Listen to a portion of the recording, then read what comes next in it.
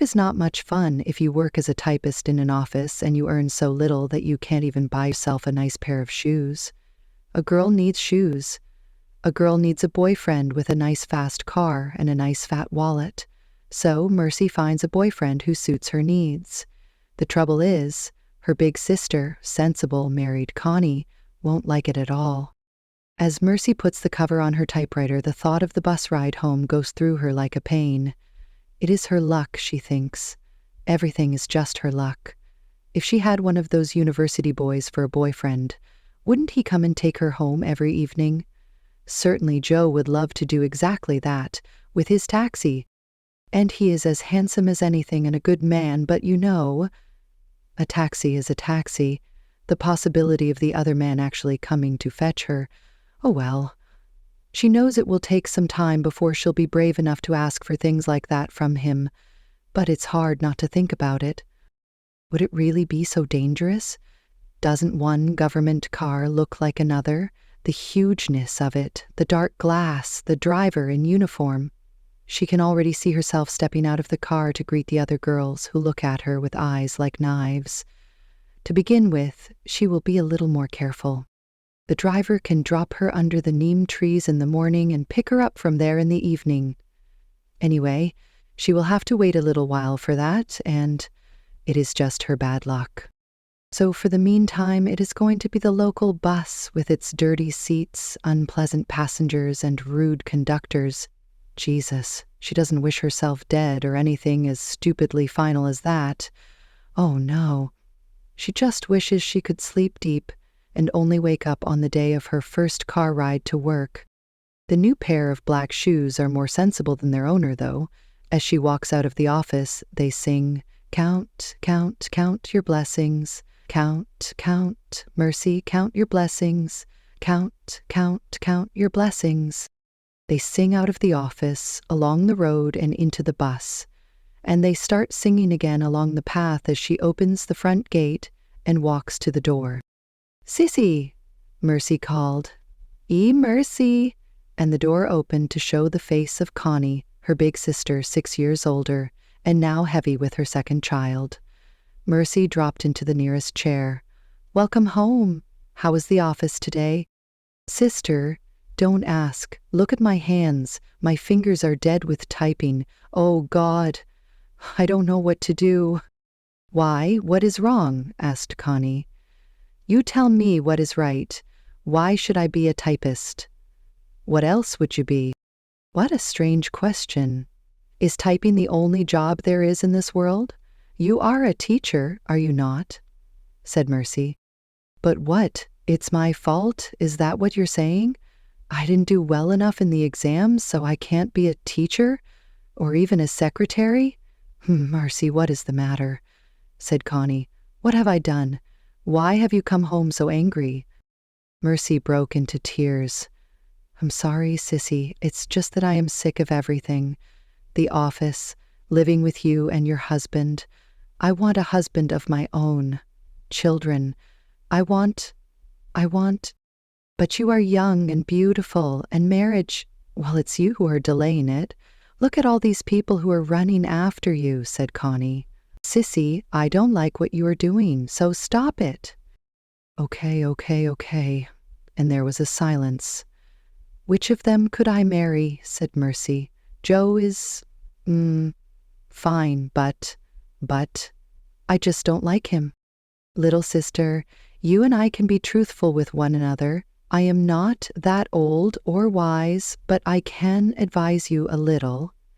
Joe drives someone else's car now. Well, you never know. Lots of taxi drivers own their taxis in the end, sometimes more than one.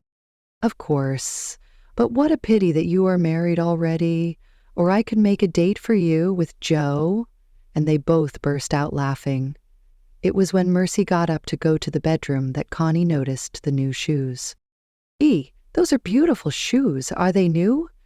From the other room, Mercy's voice came and went as she undressed and then dressed again, but that was not the reason for the uncertainty in her voice. "Oh, I forgot to tell you about them.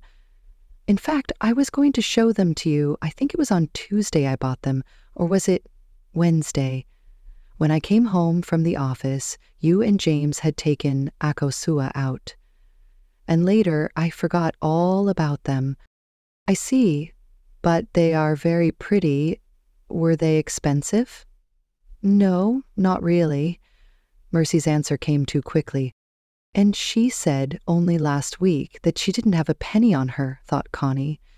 And I believed her because I know what they pay her is just not enough to live on. I've been thinking she manages very well.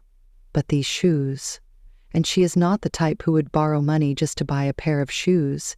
She would just wear her old pairs till things got better.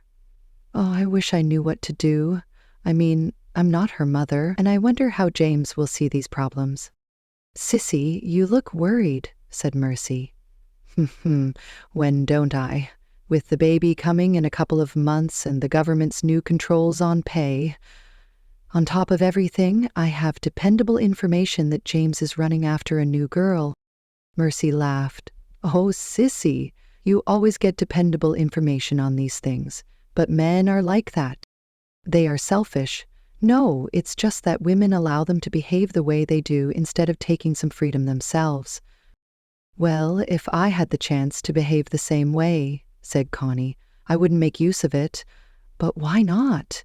Because I love James. I love James, and I am not interested in any other man. Her voice was full of tears. But Mercy was amused. Oh, God. Now listen to that. It's women like you who keep all of us down. Well, I'm sorry, but it's how the good God made me. I'm sure I can love several men at the same time. Mercy. They burst out laughing again. And yet they are sad. But laughter is always best. Mercy complained that she was hungry, and so they went to the kitchen to heat up some food and eat.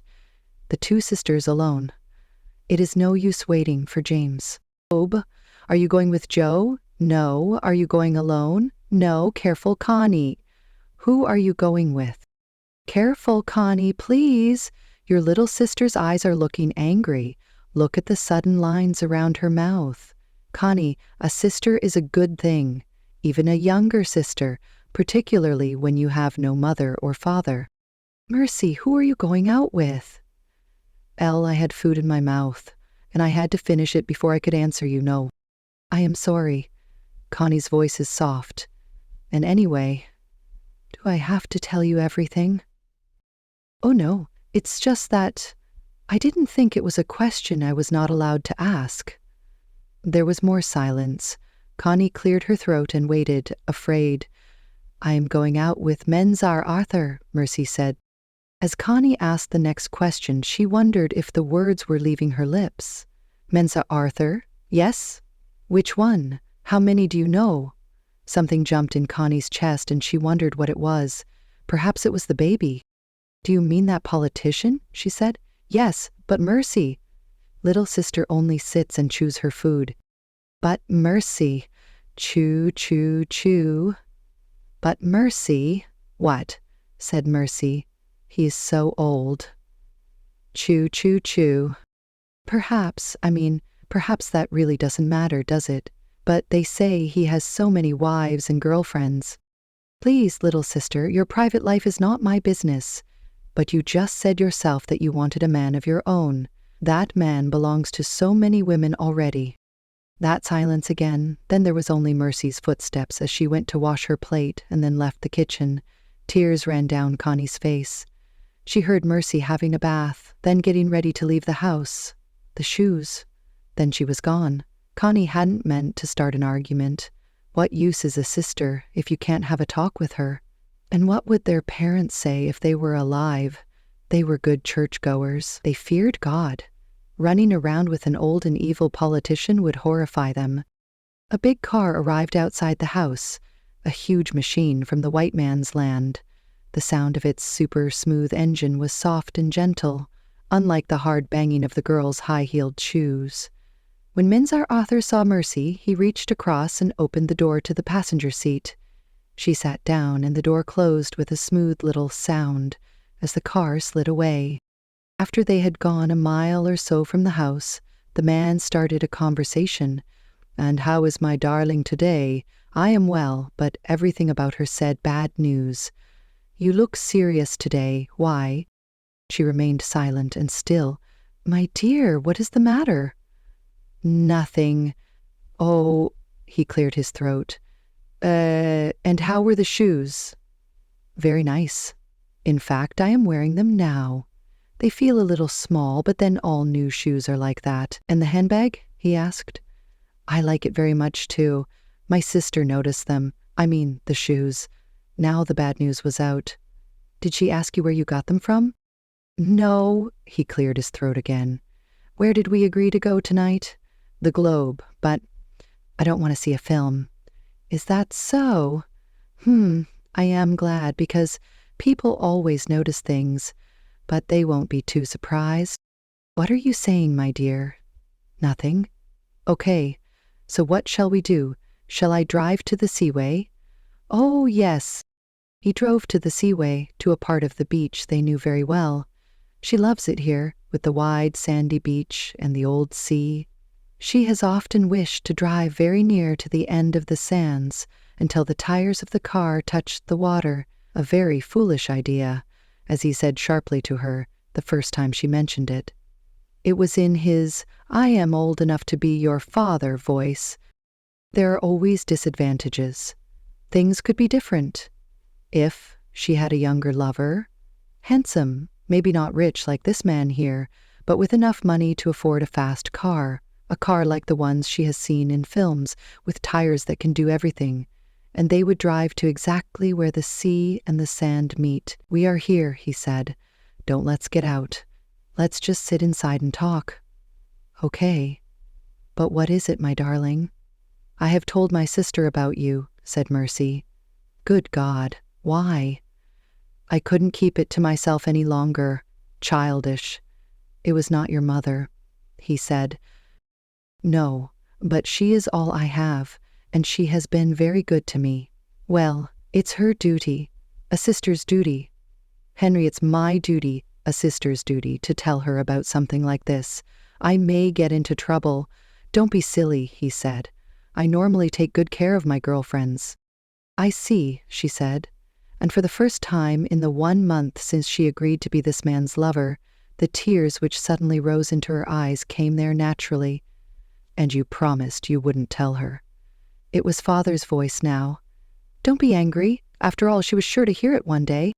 My darling, you are too wise. What did she say? She wasn't happy. Don't worry. Find out something she wants very much, but cannot get in this country. I know for sure she wants an electric motor for her sewing machine. I am going to London next week on government business, so if you bring me the details of the machine, I shall get her the motor. Thank you. Let me know as soon as you want to leave your sister's place. I have got you one of the government houses. Oh, she said, pleased for the first time since this awful day had begun. Down on the beach, the old sea slides up and down the sands. He takes no notice of humans. He has seen things happen along these beaches, different things, the same things. He never does anything about them. Why should he? People are unimportant. Here is a 50-year-old big man who thinks he is somebody, and a 23-year-old child who chooses a silly way to fight life's problems. As they play with each other's bodies on the back seat of the car, the old sea shuts his eyes, bored. He moves further up the sands, but the car is parked safely away from the sea, and the rising water cannot reach its tires. James has come home late, but then he has been coming back late for the past few weeks. Connie is crying, and he knows it as soon as he enters the bedroom. He hates tears because, like many men, he knows they are one of the strongest weapons that women have. James? Oh, are you still awake? He quickly sits beside her. Connie, what's the matter? You've been crying again. James, where were you? Connie, I have warned you about this. I won't let you question me like a prisoner every time I am a little late. She sat up. A little late? It is nearly 2 o'clock. Anyway, you won't believe me if I tell you the truth. She lies down again and turns her face to the wall, and James throws himself down beside her. James, there is something much more serious. You have heard about my newest affair? Yes, but that is not what I am talking about. Jesus, is it possible that there is anything more important than that? And as they laugh, they know that something has happened, one of those things which, with luck, will keep them together for some time to come.